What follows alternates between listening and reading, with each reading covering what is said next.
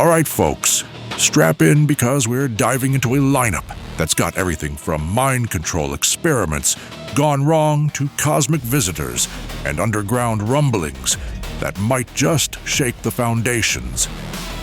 It's Thursday, and it's time for The Grind. I'm Art Grindstone.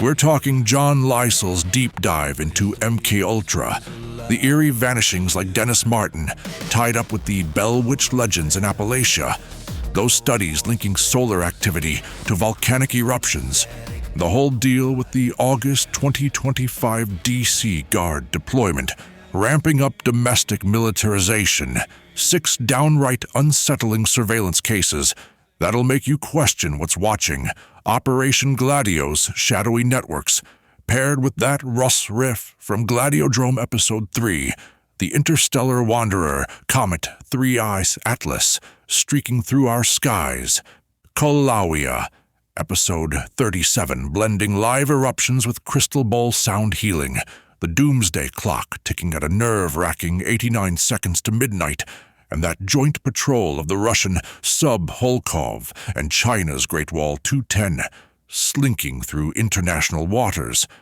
That's the core of what we're unpacking today, and why it matters is simple. These aren't just isolated oddities. They're threads in a bigger tapestry of how power, nature, and the unknown collide in ways that affect us all. What it means for you listening is a chance to connect the dots yourself, seeing patterns that official stories often gloss over. We'll be sifting through a range of solid evidence, from declassified documents that survived the shredder to sworn depositions that reveal human costs, USGS and USAF mapping that charts hidden connections, live feeds straight from erupting volcanoes, CCTV and audio clips that capture moments of the inexplicable, astrophotography stacking up celestial data, court rulings that expose systemic failures, and official military tracking that logs movements we weren't meant to notice. This stuff provides the backbone, giving us verifiable anchors in a sea of speculation. For listeners, it means grounding your own questions in facts that hold up under scrutiny, even when the full picture remains elusive. Running through all these stories, you'll spot some persistent themes, like the veil of secrecy and the deliberate destruction of records. Think Sidney Gottlieb ordering MKULTRA files torched, or the buried truths of Gladio operations. Then there's the chasm between what officials claim and what witnesses swear they saw, creating doubts that linger long after the reports are filed. And don't overlook how natural phenomena intersect with anomalous reports, blurring lines between science and the stuff that defies explanation. These patterns matter because they show how information gets controlled, leaving us to piece together the rest.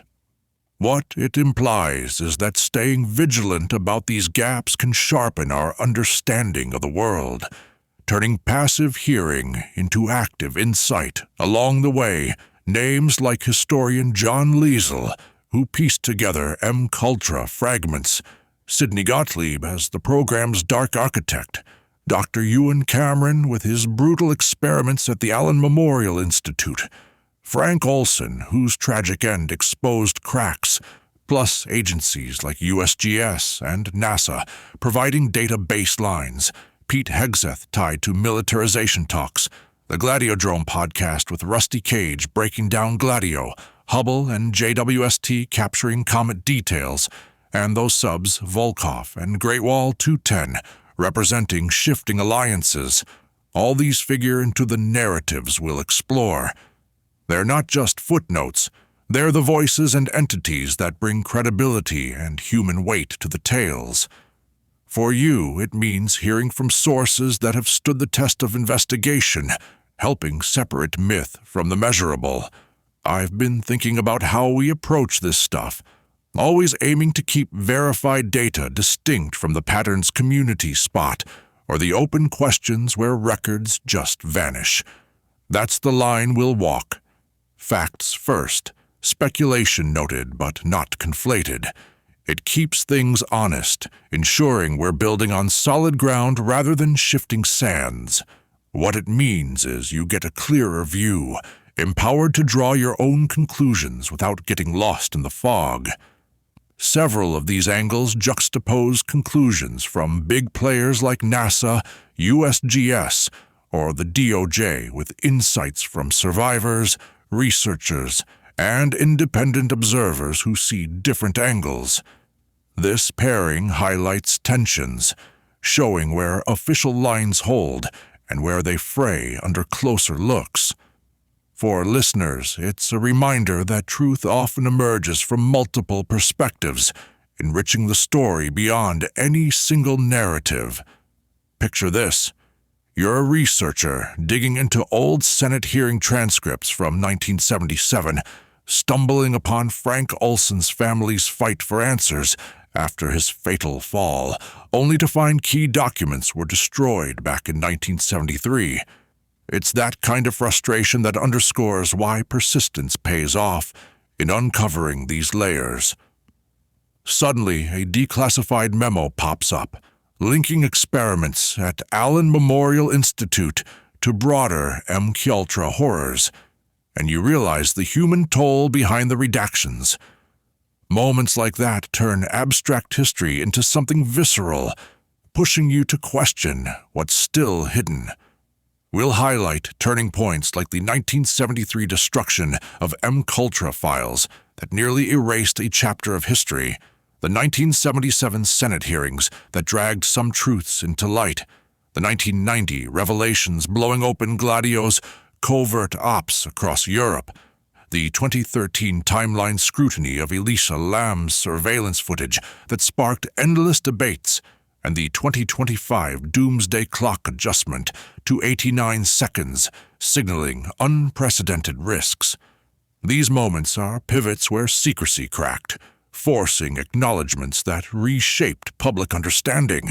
They imply that accountability comes in waves, often after years of denial, urging us to keep pressing for transparency. That's why it's worth tracking both the archival stuff, depositions that capture sworn accounts, USGS maps revealing geological secrets, court rulings setting precedents, and the live contemporary signals like eruption feeds pulsing with real-time data, astrophotography stacks building comet portraits, or surveillance clips freezing eerie instants. Blending old and new keeps the inquiry alive, bridging past lessons with present warnings. For you, it means staying equipped to spot emerging patterns, turning passive consumption into proactive awareness. Now, let's turn to historian John Lysel and those stubborn fragments from the MKULTRA archives that refused to stay buried. Stay alert, folks.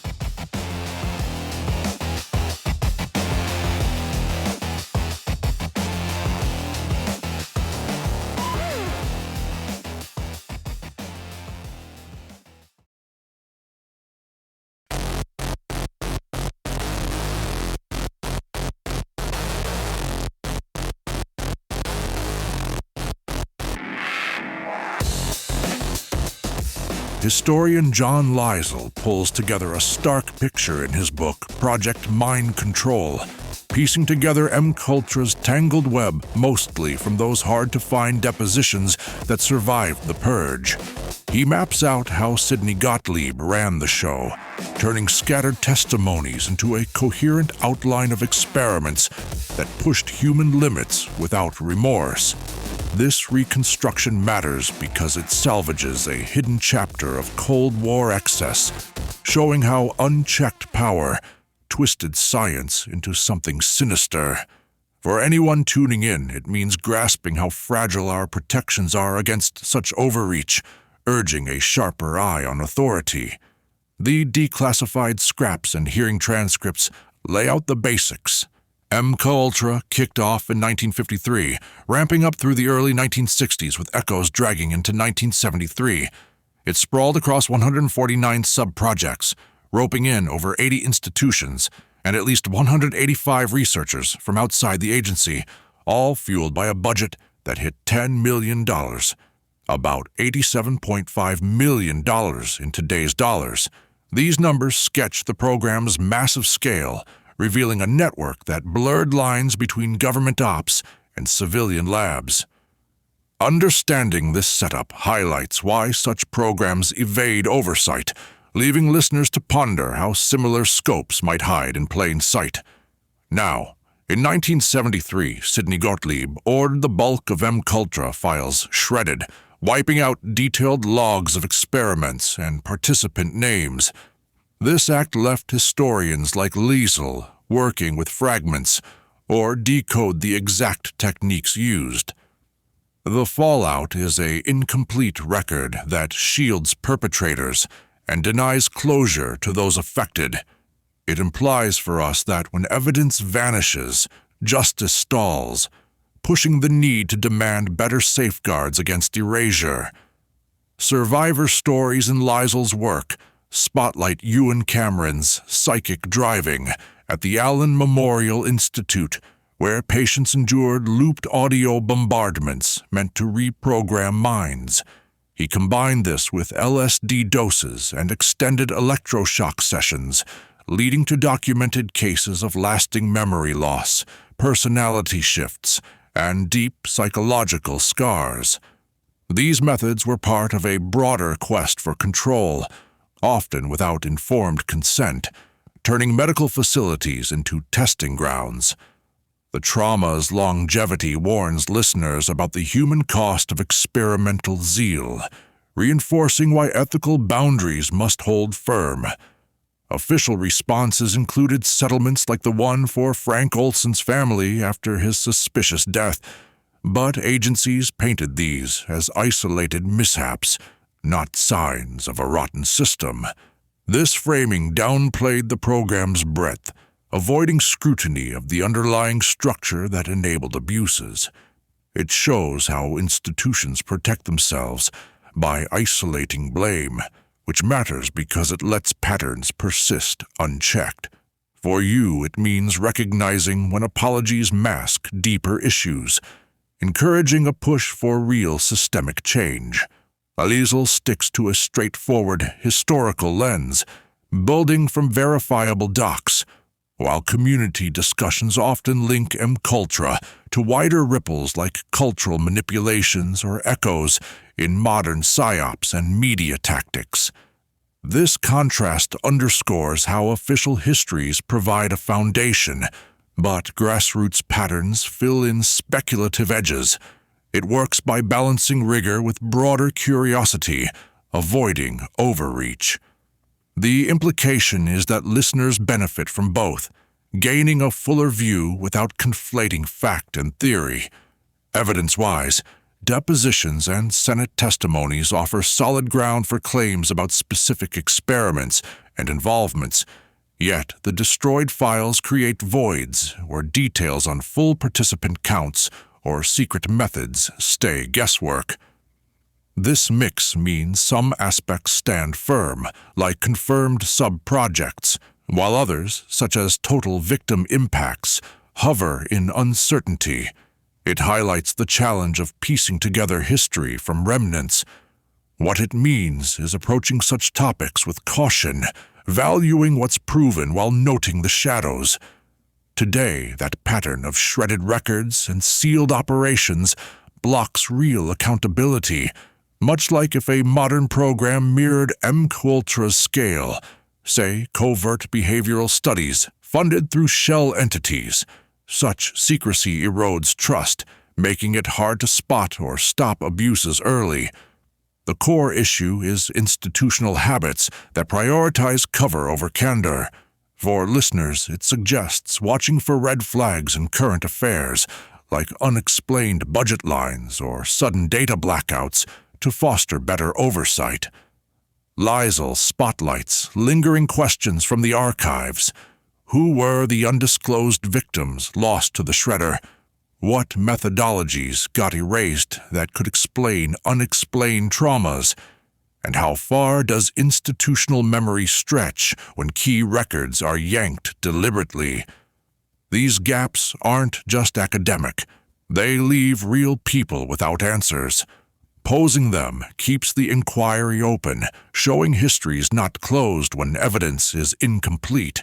It implies we should support efforts to declassify more, ensuring forgotten stories surface. Imagine a family in the 1970s piecing together a loved one's erratic behavior after unwitting LSD trials at a university clinic tied to MKULTRA funds. Their search hits walls of redacted files and denied access, turning grief into a lifelong hunt for truth.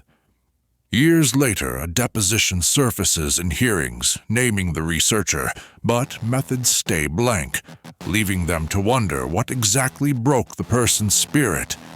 That frustration captures why destroyed records aren't just bureaucratic losses. They're barriers to healing.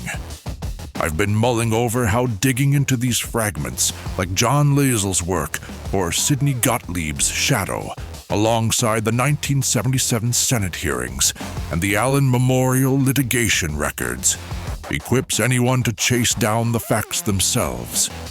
These are touchstones.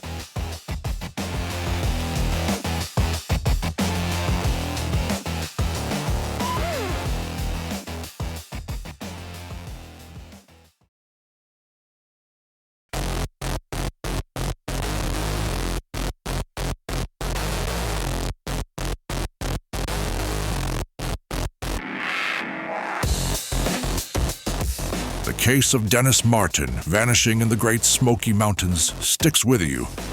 On June 14, 1969, this 6-year-old boy disappeared at Spence Field while out with his family.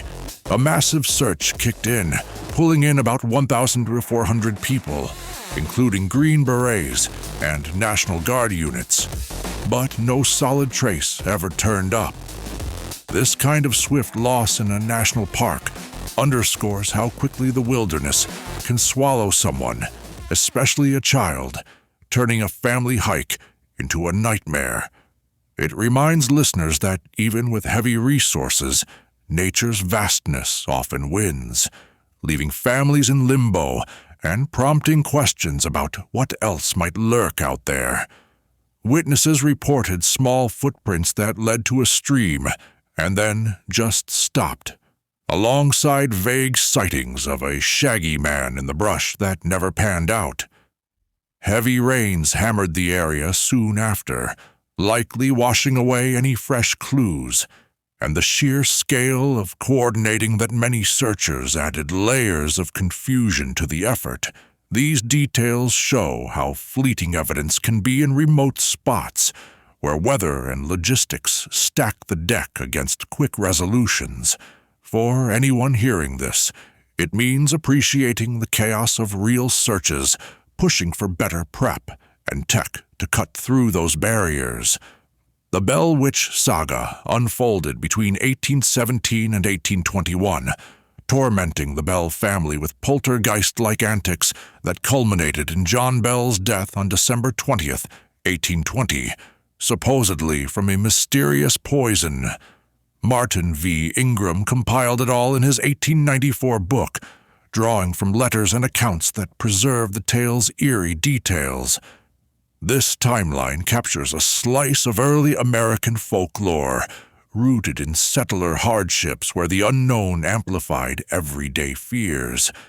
It implies for listeners that such stories aren't just entertainment. They reflect how communities process trauma, blending fact with legend to make sense of suffering. USGS data maps out magnetic and gravity anomalies across Appalachia, spotlighting faults like Saltville, where rock layers warp the Earth's pull in measurable ways.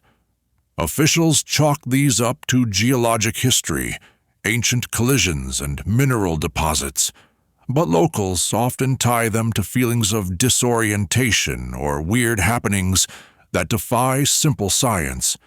This difference highlights how data can be interpreted through lenses of expertise versus lived experience, creating parallel narratives. What it means is listeners should weigh both sides, using hard maps to ground tales while respecting personal accounts that add human depth.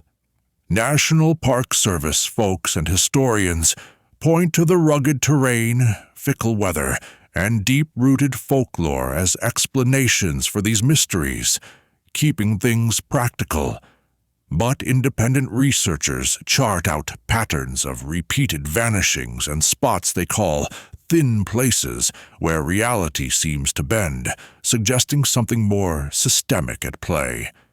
This contrast works by pitting official caution against bolder connections, enriching the discussion without dismissing either view. For you, it encourages blending skepticism with openness, building a fuller picture from diverse angles. Explanations often lean on natural factors like the steep, tangled landscape that hides paths, sudden storms that disorient, infrasound vibrations from wind or water that mess with your head, and magnetic shifts that throw off compasses and even balance. These elements combine in ways that turn a wrong turn into a permanent one, especially in areas with layered geology. Understanding them shows how environment shapes incidents, not always needing the supernatural to explain the eerie. It implies listeners can stay safer by respecting these forces, turning knowledge into a tool for navigation. Evidence gaps keep popping up, like in Martin's case, where no body or belongings surfaced, despite the massive hunt, or the Bell Witch accounts delayed by oral traditions until written down decades later, and anomaly data from USGS that's not always fully public or complete. These holes leave room for doubt, making solid conclusions tricky. They matter because incomplete records fuel speculation, often filling voids with myths. For listeners, it means demanding more transparency to close those loops, sharpening the line between fact and fiction. To strengthen the analysis, cross-referencing USGS geophysical grids with clusters of reported incidents could reveal correlations, while double-checking eyewitness timelines ensures accuracy, and running field studies at anomaly hotspots tests theories on the ground. These steps build reliability, turning hunches into data-backed insights. They work by methodically layering evidence, reducing guesswork. What it means is anyone curious can apply similar rigor, making personal inquiries more fruitful. Appalachian culture plays a big role too, with oral storytelling chains passing down tales, and tourism boosting the mysterious angle, often overshadowing straightforward environmental or historical explanations. This shaping turns raw events into legends, influenced by community needs and economic draws. It highlights how narratives evolve, blending truth with appeal. For you, it suggests peeling back those layers to see what's core, appreciating the human element in mystery-making. Picture a hiker in the Smokies, compass spinning wildly near a Saltville-like fault, the air humming with low infrasound from a hidden stream. Sudden fog rolls in, and familiar trails twist into confusion. Hours later, searchers find no tracks, just like Martin's case, leaving the group to wonder if it was geology or something slipping through a thin place. That disorientation hits home, showing how anomalies turn routine outings into enduring puzzles. I've been thinking about how cases like Dennis Martin's at Spence Field, Allen accounts of magnetic anomalies, John Bell's ordeal, and Saltville area geophysics leave us with questions like why traces vanish so completely, or how anomalies align with vanishings. Poking at these keeps the search alive.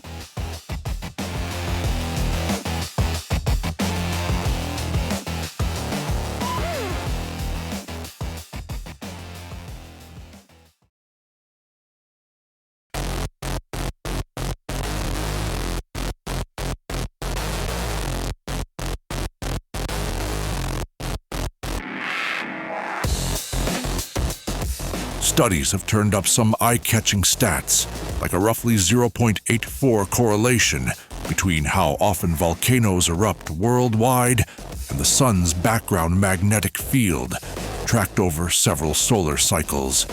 There's also this pronounced signal matching the sun's 22-year hail cycle, where magnetic poles flip in a predictable rhythm. This matters because it suggests our star's mood swings might nudge Earth's underground fireworks, linking cosmic rhythms to geologic unrest. For listeners, it means keeping an eye on these patterns could sharpen how we anticipate natural upheavals, blending space weather into everyday risk awareness. Lately, from 2023 to 2025, independent watchers have noted a spike in volcanic grumbles, with more sites showing signs of stirring. But checking the official logs from Smithsonian's Global Volcanism Program and USGS, the uptick shows in monitoring data, though not always in full-blown eruptions. This context highlights how observations vary by source, with real-time catalogs capturing subtle shifts that headlines might amplify. It implies you should cross-check claims against these databases, building a more reliable picture of what's brewing beneath. Researchers propose a few ways the sun could stir volcanoes: electromagnetic induction, kicking up currents in the Earth's crust that heat things up; atmospheric changes from solar activity, tweaking pressure on the surface; or tidal-like resonances, jiggling magma pockets on the edge of blowing. These ideas stem from how solar outputs interact with our planet's layers, potentially tipping fragile systems over. Understanding them shows the interconnectedness of space and Earth processes, far from isolated events. What it means for you is recognizing these hidden ties could refine predictions, turning abstract science into practical alerts. Agencies like NASA, USGS, and Smithsonian hold back on enthusiasm, because spotting a link doesn't prove one causes the other, and there's no solid proof solar events reliably spark specific eruptions. They stress the need for clear, testable chains from sun to summit, avoiding jumps based on stats alone. This caution works by prioritizing rigor over hype, ensuring claims hold up under scrutiny. For listeners, it encourages a balanced view, value in evidence that withstands poking and prodding. Solid proof would involve volcanoes reacting repeatedly and right on cue to solar flares or magnetic shifts, paired with direct measurements of stress, building underground at watched sites. That kind of evidence ties abstract correlations to tangible changes, bridging stats to mechanics. It matters for building trust in the theory, moving from maybe to measurable. The implication is that demanding such detail sharpens our tools for forecasting, benefiting communities near volatile peaks. To nail this down, we'd need solar data synced tightly with detailed seismic readings, ground deformation maps, and gas emission logs from volcanoes, plus lab tests and stats that account for different volcano types. These elements create a robust framework, filtering noise from signal across diverse settings. They work by integrating fields, from sun watching to earth shaking, for clearer insights. It means listeners interested in this can support or follow studies that bridge these gaps, contributing to collective knowledge. Things get messy with factors like ENSO, weather patterns stirring the pot, ongoing crustal shifts from tectonics, the wild variety among volcanoes, and biases in how we log eruptions over decades. These confounders can mimic or mask solar influences, complicating the puzzle. Acknowledging them ensures analyses stay grounded, not chasing illusions. For you, it underlines sifting through complexities to spot true patterns, fostering smarter interpretations. Sources point to specifics like the 2022-2023 global temperature bump largely pinned on ENSO, not solar alone, and the mid-2025 tally of active volcanoes sitting at a steady inventory without drastic jumps. These metrics ground the discussion in verified numbers, countering overblown narratives. They provide anchors for separating hype from data. What it implies is using such figures to test claims, empowering your own fact-checking. Short-term focuses could include ramping up monitoring at prime volcanoes during solar peaks, running lab sims of currents in crust-like materials, and boosting data swaps between sun experts and volcano watchers. These steps push from theory to test, building evidence incrementally. They matter for advancing the field practically, without waiting for perfect conditions. For listeners, it suggests tracking these efforts, as they could yield breakthroughs that reshape hazard planning. Imagine Cade Lawia stirring just as a solar storm peaks. Seismographs spike in sync with magnetic readings, and gas outputs surge, hinting at induced currents heating the magma below. Monitors catch the subsurface stress shift in real time, linking the sun's outburst to the volcano's rumble. If this pattern repeats across sites, it turns correlation into a workable model, guiding alerts for at-risk areas. That scenario captures the thrill of confirmation, grounding cosmic influences in earthly action. That pattern deserves serious, careful follow-up now. I've been thinking about how these periodic signals from the sun are intriguing enough to warrant a closer look. But until we confirm the mechanics, sticking to local geophysics for eruption forecasts keeps things reliable and real. It's a stance that respects the data we have while leaving room for discovery.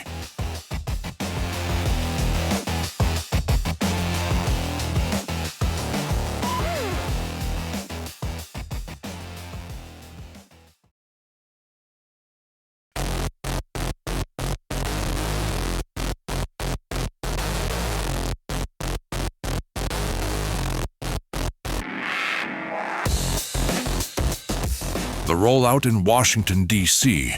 kicked off in August 2025 with about 2,000 National Guard troops on the ground, including roughly 800 from the D.C. Guard, who got federalized. Defense Secretary Pete Hegseth pushed the extension in late October, bumping numbers over 2,300 and stretching the operation into February 2026. This setup shows how quickly domestic deployments can scale, pulling local forces into federal command for months on end. It matters for understanding shifts in how authorities handle urban issues. And for listeners, it signals watching how such moves reshape community dynamics. Troops handled armed patrols around tourist spots, ran sweeps leading to mass arrests, tackled homelessness ops, and even pitched in on civic tasks like hauling 150 bags of trash and spreading 1,045 cubic yards of mulch. Outputs included over 700 arrests and 91 illegal firearms pulled off the streets, blending enforcement with maintenance duties. This mix illustrates the broad scope missions can take, turning soldiers into multi-role responders in civilian spaces. What it implies is that these operations stretch military roles, prompting questions about where defense ends and policing begins for everyday folks. Legal challenges heated up with a September 2025 case in L.A., testing posse comitatus limits, followed by a U.S. District Judge's November 20th ruling deeming the D.C. setup unlawful, though stays kept it running pending appeals. This timeline tracks how courts stepped in to check executive overreach, with decisions hinging on federal versus local authority lines. It works as a check on power, showing judiciary's role in curbing expansions. For you listening, it means these rulings could set boundaries, affecting how future crises play out in your backyard. A CNN poll captured heavy pushback, with nearly 80% of D.C. residents opposing the troop presence, especially against the backdrop of already low city crime rates that didn't seem to justify the heavy hand. This disconnect highlights tensions between perceived needs and community sentiment, where stats clash with lived experience. It matters because public buy-in shapes policy longevity, often forcing adjustments. The implication is that ignoring such opposition can erode trust, urging listeners to voice concerns when measures feel mismatched. Posse comitatus basically bars the military from domestic law enforcement without clear exceptions, but here Title 10 and Title 32 authorizations let federal control activate guard units for support roles that edged into policing. This framework allows flexibility in emergencies, but risks blurring lines if not tightly managed. Understanding it reveals how laws bend under pressure, balancing security with civil protections. For listeners, it means knowing these statutes empowers you to spot when they're stretched too far.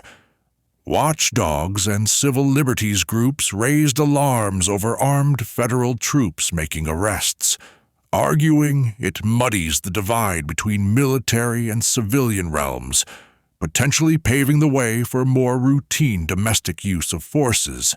These concerns stem from fears of normalized militarization, where precedents build quietly. They work by spotlighting risks to freedoms, pushing for oversight. What it implies is that staying alert to these shifts helps safeguard rights, encouraging active civic engagement. In preparedness circles and fringe networks, folks see this as a trial balloon for wider emergency powers, maybe rehearsing martial law scenarios or testing crowd management tactics on a live stage. These views frame the deployment as more than cleanup, a strategic probe into public tolerance. They add layers of interpretation, drawing from historical patterns of power consolidation. For you, it means considering these angles broadens perspective, even if they stay on the edge of mainstream. Gaps linger in the record, like unclear rules of engagement for troops, how deeply they meshed with local cops, and full docs on who called shots during the federalized stretch. These unknowns leave room for assumptions, complicating accountability. Identifying them pushes for transparency, ensuring operations don't hide in shadows. The implication is that demanding details closes loopholes, strengthening public oversight. Looking back, cases like post-Katrina deployments or protest responses echo here, with court precedents stressing strict limits on military policing, and the stay appeal process in this one showing how rulings can pause, but not immediately halt actions. These comparisons underline the weight of judicial input, often reshaping policy midstream. They matter for tracing evolution in civil-military norms. For listeners, it means past lessons, inform current fights, guiding expectations for outcomes. Imagine walking the National Mall, spotting armed guardsmen patrolling monuments while others clear homeless encampments nearby. A family visit turns tense as arrests unfold, blending tourism with enforcement in a way that feels off-kilter. Locals grumble about the overkill given falling crime numbers, yet the presence lingers, stirring debates at community meetings.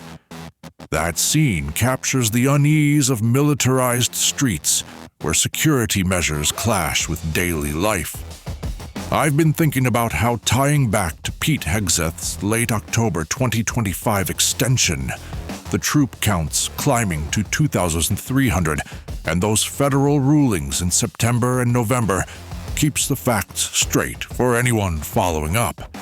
These specifics anchor the story, offering solid points to build from.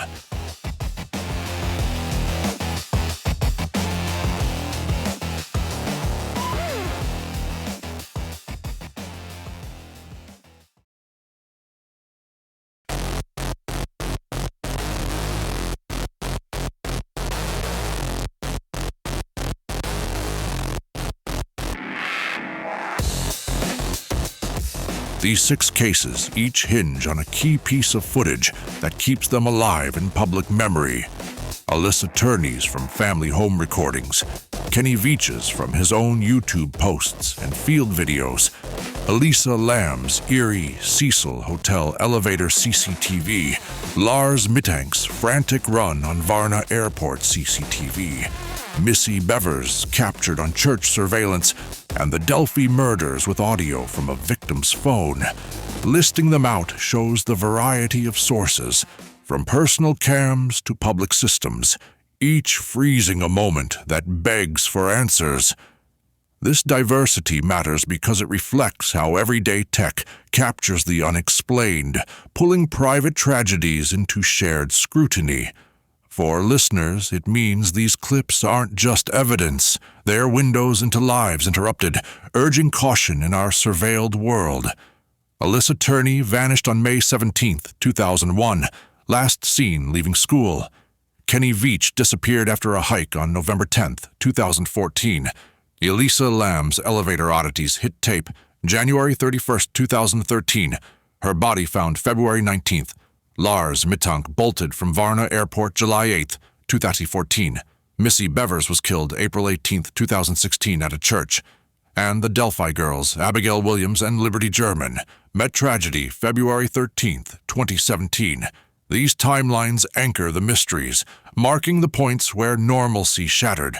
They work by providing fixed dates to build investigations around, helping trace leads backward and forward. What it implies is that nailing down sequences sharpens focus, helping anyone piecing together similar puzzles. Officials pegged Alyssa as a runaway at first, only reopening later. Kenny's case leans toward hiking mishap. Elisa's death got ruled accidental drowning amid bipolar disorder. Lars remains missing without closure. Missy's homicide stays unsolved. And in Delphi, Richard Allen's 2022 arrest awaits trial. These conclusions vary in firmness, some wrapping up neatly while others dangle. They stem from available evidence, shaped by forensics and witness gaps. For you, it means official stamps aren't always final, leaving room to question and dig deeper.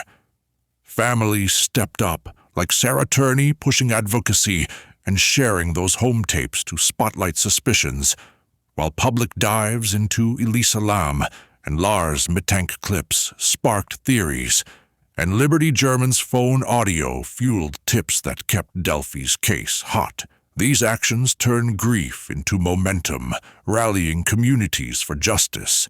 They matter because personal drives often crack stalled probes, bridging official lulls. The implication is that listener involvement, inspired by such efforts, can tip scales in cold cases. Common holes plague these. Footage often cropped, missing chunks before or after the key moments, timestamps that don't align perfectly, files held back by authorities, and the narrow view from one camera leaving blind spots. These gaps create puzzles within puzzles, where what's shown teases but doesn't tell all. Mapping them highlights surveillance limits, prone to selective release. It means, for listeners, always probe what's missing to avoid half-truth traps. Surveillance clips shine light on critical seconds, offering undeniable visuals or sounds, yet they muddle things without backstory or supporting accounts, leaving interpretations wide open. This dual nature comes from tech's promise versus its isolation, capturing slices but not wholes. It works by freezing anomalies that demand context to decode. What it implies is approaching such evidence cautiously, blending it with broader details for clearer sight. Open leads linger, like staging theories in Missy Bevers's odd intruder footage, the M-Cave lore tied to Kenny Veach's hikes, and doubts around Michael Turney in Alyssa's case, despite his acquittal. These threads keep investigations breathing, pointing to unchecked angles.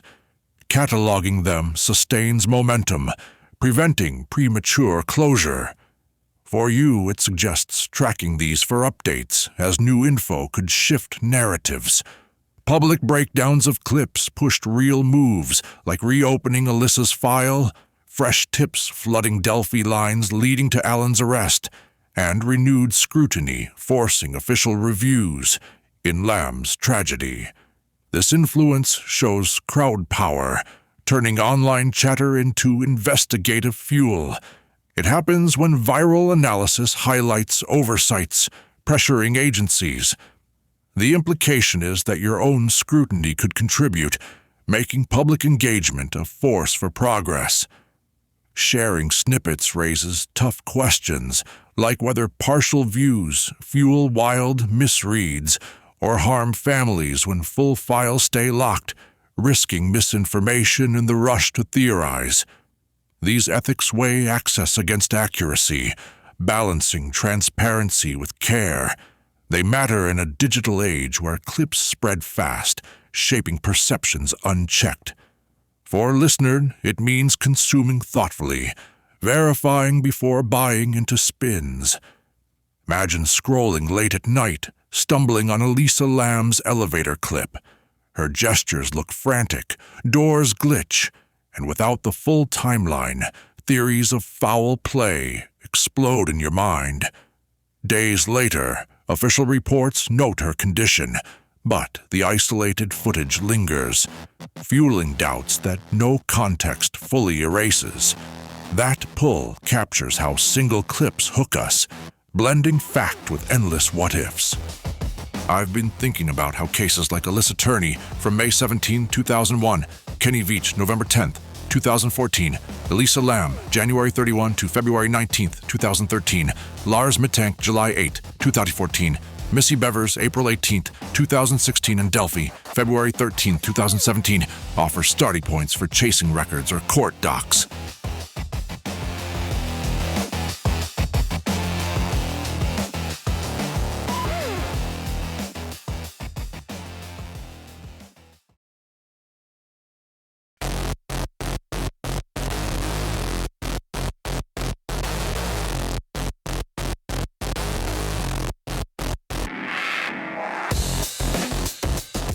Operation Gladio started in the early 1950s as NATO's stay-behind networks, designed to resist a potential Soviet invasion with hidden arms and secret cells across Europe.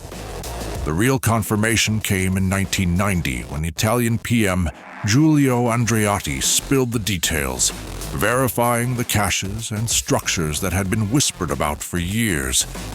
This setup mattered in the Cold War chill, where alliances built underground armies to fight from within if occupied. For listeners, it shows how fear of one threat can plant seeds for hidden operations that outlast their original purpose, worth remembering when scanning today's shadows. Investigations unearthed arms stashes in the Netherlands during the 1980s, and Italy's parliamentary probes dug into the clandestine setups, admitting their existence tied to broader NATO plans. These finds peeled back layers of secrecy, linking buried weapons to organized resistance cells. They work as concrete proof of the program's reach, showing how such networks operated quietly for decades. What it implies is that similar hidden elements might still linger, urging a skeptical eye on official denials.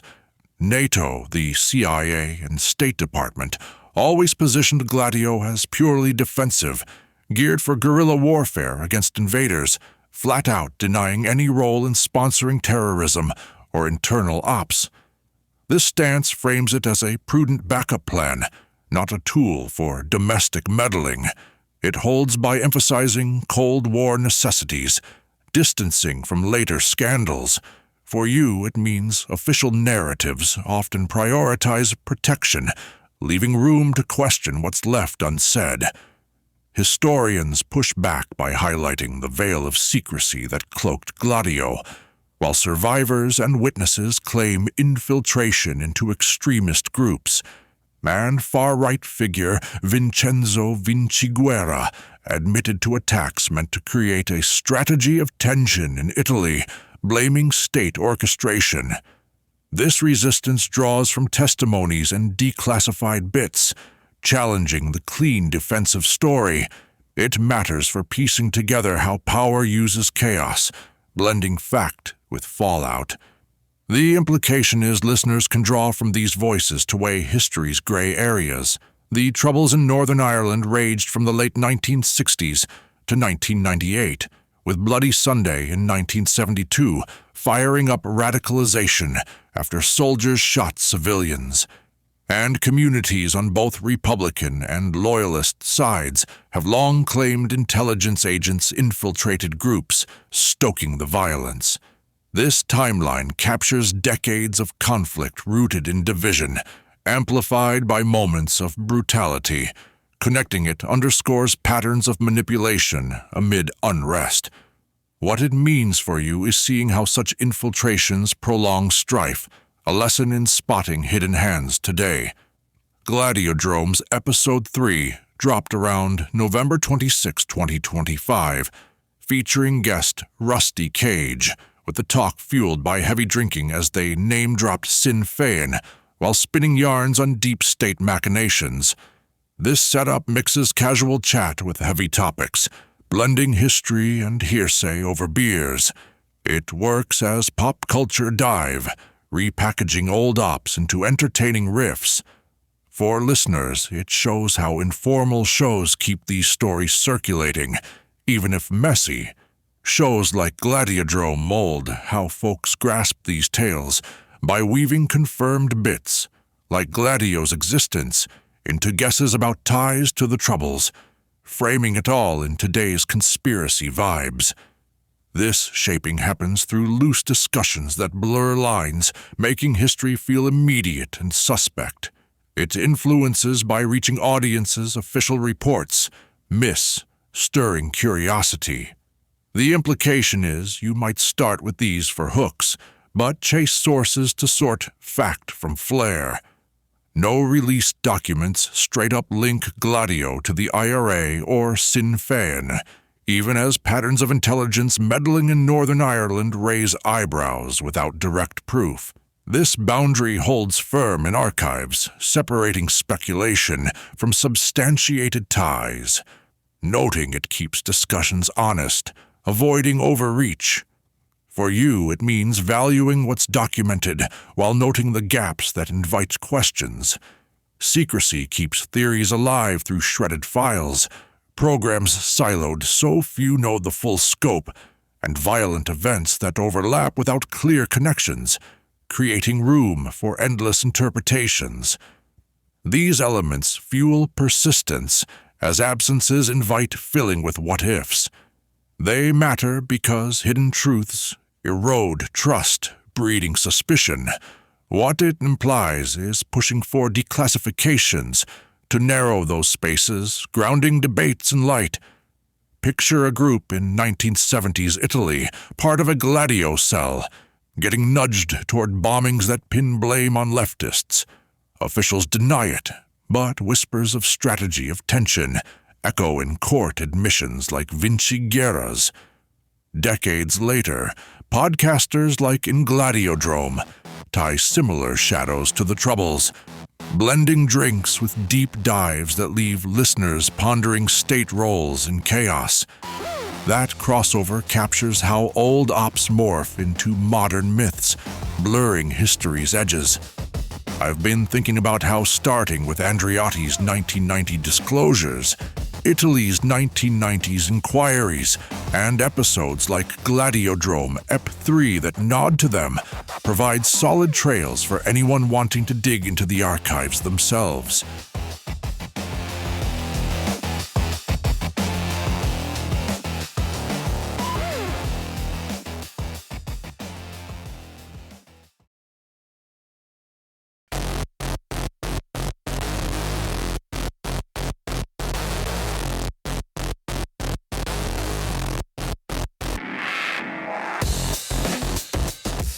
The interstellar comet 3I Atlas got spotted on July 1, 2025, by the Atlas system in Chile, tearing through on a hyperbolic path that screams it's from outside our solar system.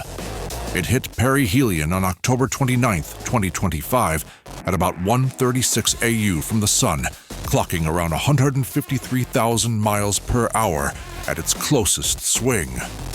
This trajectory sets it apart from homegrown comets, showing how visitors from afar carry clues about distant star systems. For listeners, it means these wanderers remind us our neighborhood isn't isolated, potentially reshaping how we view cosmic connections. Hubble pegged the nucleus between 440 meters and 5.6 kilometers across, while JWST caught a CO2 to water ratio sitting at about 8.1, heavier on the carbon dioxide than we're used to. These measurements highlight an odd chemical makeup, suggesting formation in a colder, different environment. They matter for piecing together how materials mix in other systems, far from our sun's influence. What it implies is that tracking these ratios builds better models, helping anyone curious about the universe's building blocks. NASA and ESA stick to calling 3I Atlas a natural interstellar comet, noting its weird chemistry, but stressing no solid, reviewed proof points to anything man-made or alien-engineered.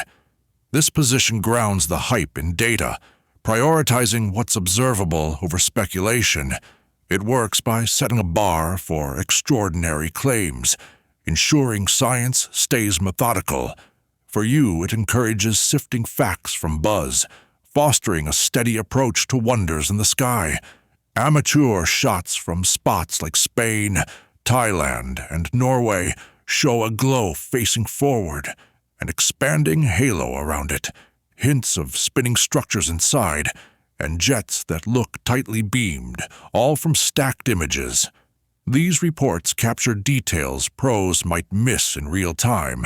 Shared quickly online, they add layers to the story, showing backyard observers contributing fresh eyes. The implication is that your own scope could spot something key, democratizing discovery. Stacking multiple images boosts faint signals and can smooth out noise, but aggressive processing might birth artifacts that mimic real features, making cross-checks from different setups crucial to confirm shapes. This technique uncovers subtleties, yet demands care to avoid inventing patterns. It matters because validation separates genuine finds from processing glitches. For listeners, it means appreciating the craft in amateur work while verifying claims thoughtfully. Amateurs consistently catch matching oddities across independent views, like symmetric jets, but peer-reviewed studies find no signs of unnatural boosts or tech-like traits, keeping things in natural territory. This contrast pits grassroots patterns against rigorous testing, highlighting verification gaps. It works by showing enthusiasm's role alongside science's caution. What it implies is balancing excitement with evidence, guiding your own explorations. Convincing signs of artificiality would include repeated pushes not from gravity, tight radio signals, or materials that don't match any known natural mixes, all verifiable across instruments. These markers set a high but fair threshold, demanding more than visuals alone. They matter for distinguishing origins without bias. For you, it provides a checklist to evaluate claims, sharpening critical thinking on cosmic oddities. No matter where it came from, 3I Atlas hands over data on interstellar stuff, tweaks models of alien worlds, and puts Hubble, JWST, and ground scopes through their paces on a live target. This value lies in the raw info, advancing knowledge incrementally. It underscores comets as time capsules, regardless of debates. The implication is that every observation builds understanding, rewarding patience in science. Fringe takes thrive on the striking pics. The lag between quick online posts and slow academic papers, and our pull toward seeing intent in weird patterns, keeping wild ideas afloat. These narratives persist in info vacuums, fueled by human wiring for stories over stats. Addressing them highlights why skepticism pairs with openness. For listeners, it means recognizing these draws while anchoring in facts, navigating speculation wisely. Imagine firing up your backyard telescope in Norway, stacking shots of 3-eye Atlas as it streaks by. The processed image pops with a forward glow and tight jets that match what folks in Spain and Thailand posted. Excitement builds as you share online, but then pros note processing artifacts, tempering the thrill with calls for more data. That back and forth captures the dance between discovery and doubt, keeping the chase grounded. Amateurs stacking ads detail but needs peer validation too. I've been thinking about how details like the July 1st, 2025 discovery, October 29th perihelion, 8.1 CO2 to water ratio, Hubble and JWST rolls, and amateur spots in Spain, Thailand, Norway give solid footholds for digging deeper. They're reliable markers amid the speculation.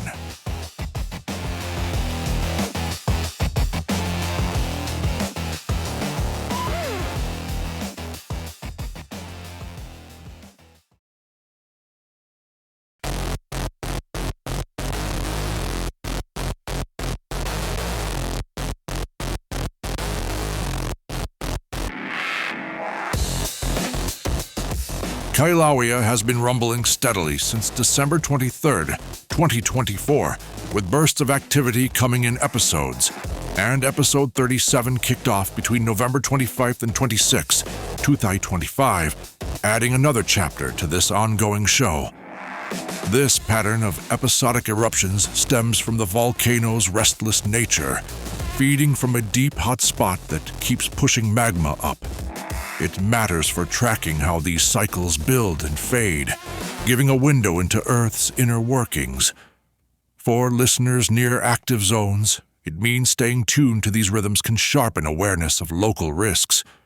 During episode 37, lava fountains shot up to 450-500 feet, or about 135-150 meters, right inside Halema-Umau crater, and the whole thing wrapped up at 11:39 p.m. HST on November 26, 2025, caught live on the USGS feed. These metrics capture the intensity, with fountains building lakes of molten rock before cooling off.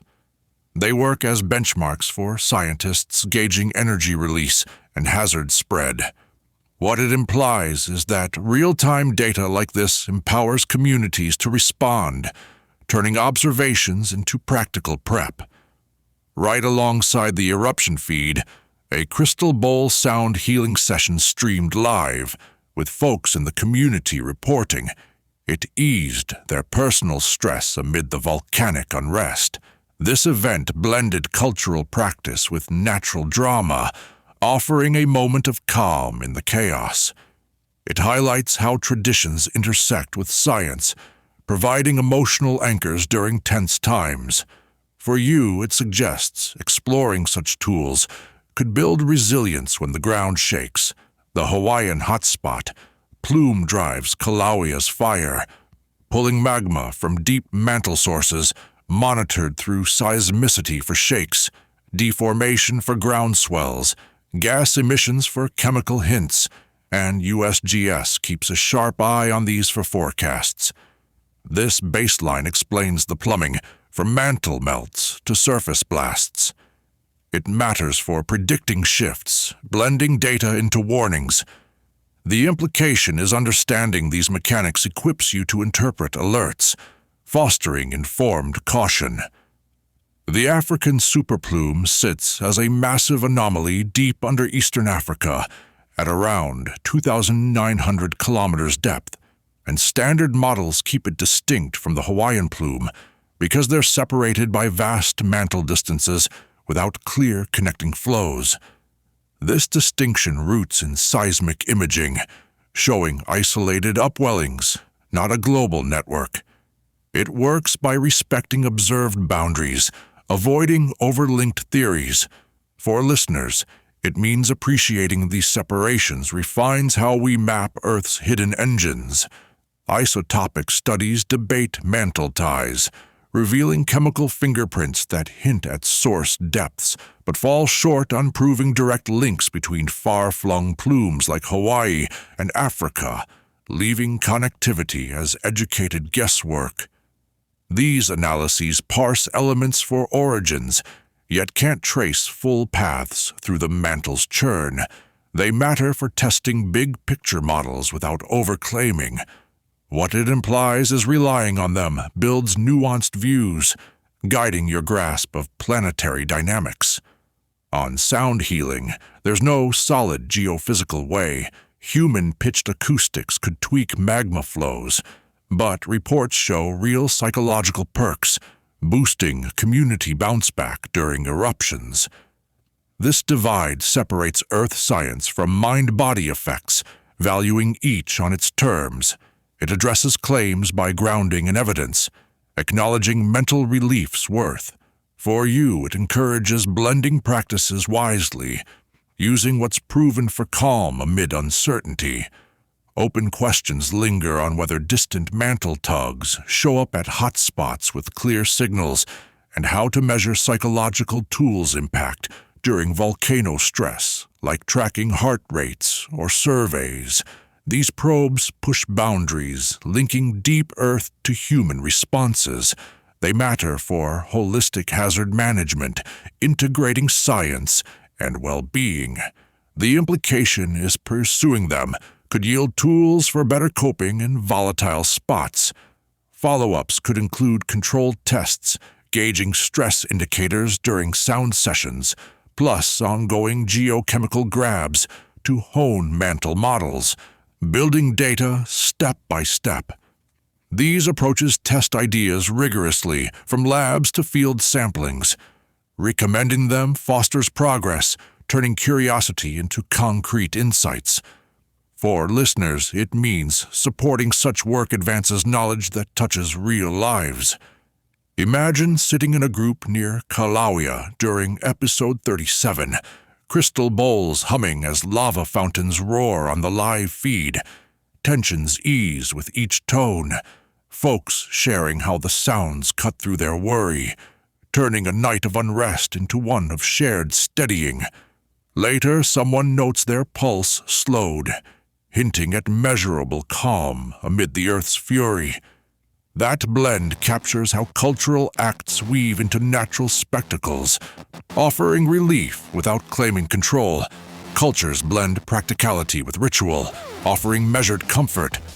I've been thinking about how USGS timestamps for episode 37 on November 25, 26, 2025, the Helema Uma'o fountains at 450 to 500 feet, and the African superplume's 2,900 kilometer depth provide firm anchors for anyone chasing the details further. They're reliable points that keep the conversation grounded.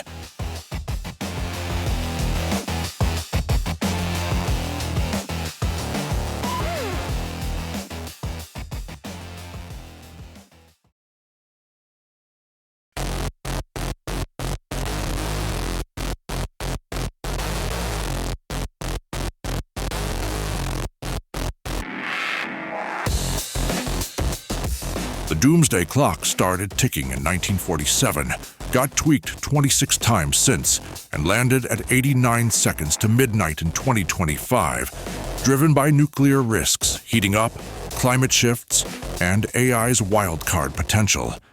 This setup gauges global peril, blending science with threats to warn of tipping points.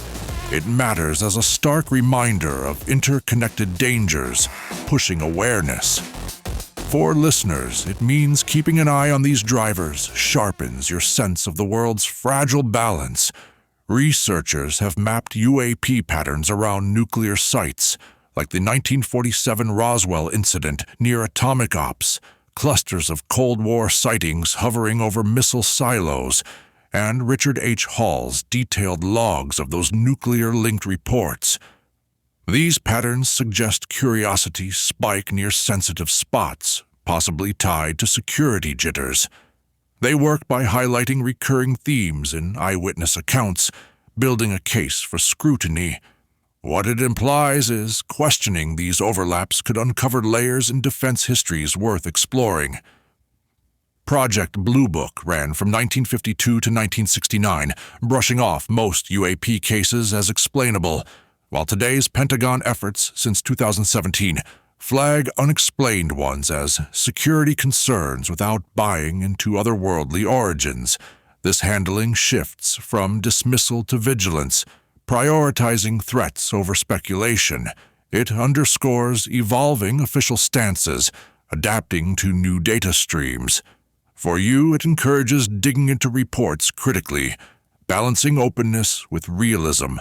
Testing links between UAP waves and clock shifts hits snags like spotty reporting, classified bits, mismatched datasets, and the hassle of syncing timelines precisely. These hurdles muddy correlations, demanding cleaner data for real insights. They matter because without them, patterns stay suggestive rather than proven.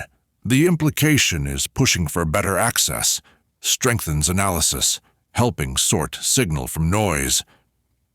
In August 2025, the Russian Kilo-class sub Volkov, marked B-603, teamed up with China's Great Wall 210 for a joint underwater patrol, fresh off exercises in Vladivostok, slipping through Tsushima Strait into the East China Sea. This move showcased deepening ties, navigating tense waters amid regional watchfulness. It works as a display of coordination, testing waters literally and figuratively. For listeners, it signals how alliances evolve, worth noting in global tensions. The patrol stretched about 15 days, with Volkov logging over 2,000 nautical miles, key transits on August 14th and 20th, 2025, shadowed by Japan's JMSDF using P-3C Orions, backed by Russian ships RFS Gromky and Igor Belousov. These details paint a picture of sustained ops, blending stealth with support. They highlight logistical heft, ensuring missions run smooth. What it means is such metrics reveal operational depth, informing views on military reach. Drills included shared sonar work, anti-submarine exercises, and rescue ship roles, pointing to growing interoperability between the two navies. These elements build joint capabilities, from detection to recovery. They matter for understanding partnership maturity beyond surface shows. For you, it implies watching these drills flags shifts in power dynamics. Officials call it routine cooperation for stability, but some read it as a bold undersea bond signaling to AUKUS, the US and Japan, with gaps lingering on shared data and any nuclear sub-roles. This contrast frames intent, from benign to pointed messaging. It works by leaving room for interpretation, fueled by unknowns. The implication is filling those gaps, clarifies motives, sharpening your geopolitical lens. The big question ties strategic moves like sub-patrols and missile tests to UAP sightings, wondering if they're distinct or woven into broader surveillance and deterrence games. This link probes overlaps, where anomalies might echo earthly posturing. It matters for contextualizing events, blending skies and seas. For listeners, it encourages connecting dots cautiously, enriching threat assessments. Imagine monitoring a sub like Volkov during its August run, radars pinging as it ducks under with Great Wall 210, while UAP reports spike nearby. Analysts scramble, debating if it's coincidence or a layered signal in tense waters. Tensions rise as Orions circle. Logs fill with unexplained blips, blurring lines between naval games and aerial mysteries. That scenario underscores how signals can stack, keeping watchers on edge. Stay skeptical. Core issues remain. No solid UAP data linked to geopolitics. calls for open incident logs, and the ripple effects of steady Russo-Chinese sub-teamwork on diplomacy. These gaps hinder full pictures, demanding transparency. They matter for informed discourse, bridging events. What it implies is advocating for clarity, bolsters understanding, aiding navigation of complex risks.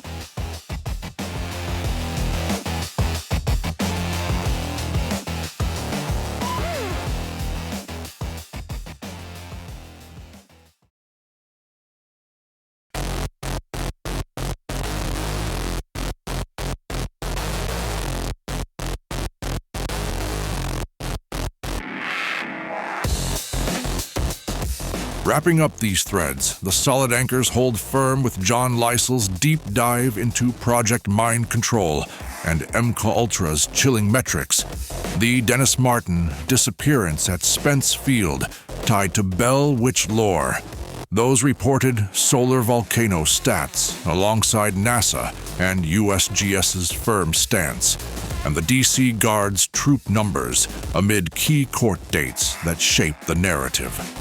These elements ground the discussions, pulling from documented histories and official records to build a clear picture. They matter because they provide verifiable touchstones amid speculation, helping separate fact from fog. For you, it means starting here builds a sturdy foundation when chasing these stories further. Those 6 surveillance cases stick out. Alyssa Turney from 2001, Kenny Veach in 2014, Elisa Lam's eerie 2013 footage, Lars Mittank's 2014 airport dash, Missy Bevers in 2016, and the Delphi murders of 2017, each with dates that mark their unresolved pull. Reiterating them keeps the specifics sharp, highlighting the timelines that fuel ongoing questions. It works by anchoring mysteries in real chronologies, making them easier to track. What it implies is jotting these down equips you to reference and research without losing the thread. For 3i Atlas, the astrophysical details line up with its discovery on July 3rd, 2025, perihelion swing, October 29th, 2025, that standout CO2 to water ratio around 8.1, and the key roles Hubble and JWST played in measuring it all. These specs capture a cosmic visitor's profile. From path to chemistry, they matter for understanding interstellar travelers, refining our view of the universe's makeup. For listeners, it encourages noting these to appreciate the science behind the spectacle. Lauia's Episode 37 delivered fountains reaching 450 to 500 feet inside Halemaumau crater, winding down at 11:39 p.m. HST on November 26, 2025, a burst of raw Earth power caught in real time. Restating these particulars paints the scale and timing, emphasizing the volcano's rhythm. It underscores monitoring's role in hazard awareness, blending data with natural force. The implication is these details remind you of Earth's active side, fostering respect for its cycles.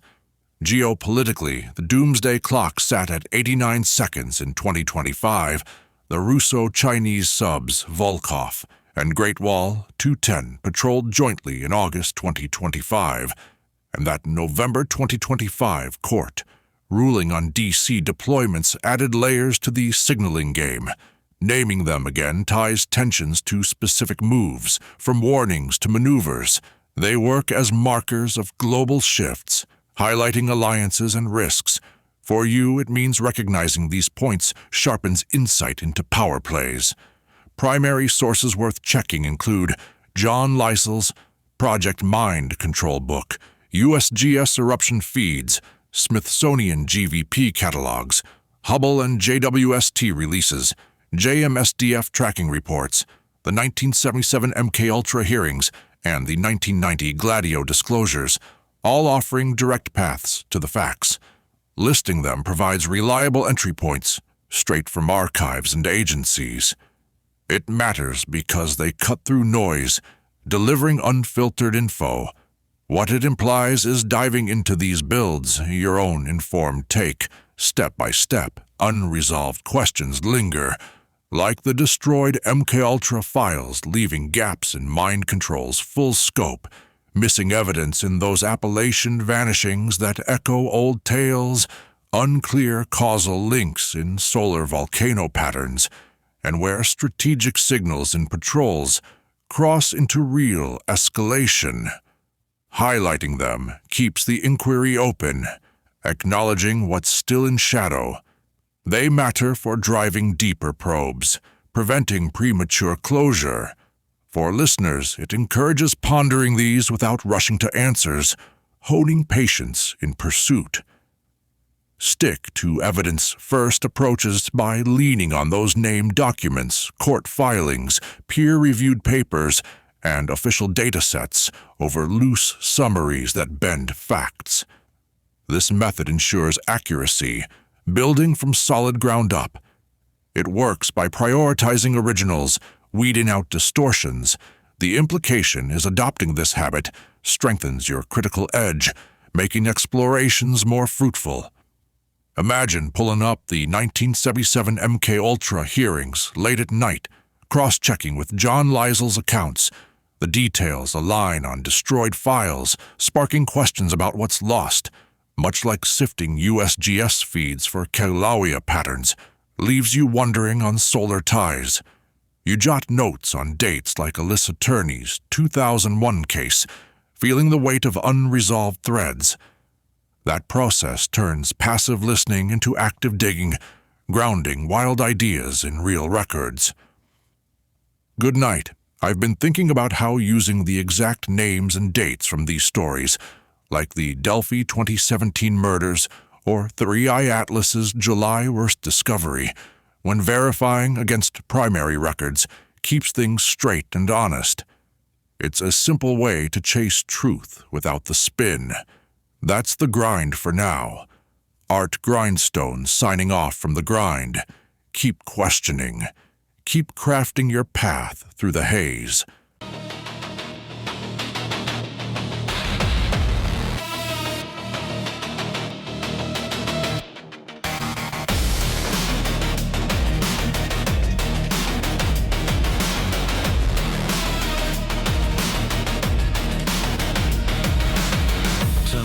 Past the lies to the frequency of fear, where history's whispers are loud and clear. Solar flares, Cold War stares, secrets in the static that nobody dares. I can see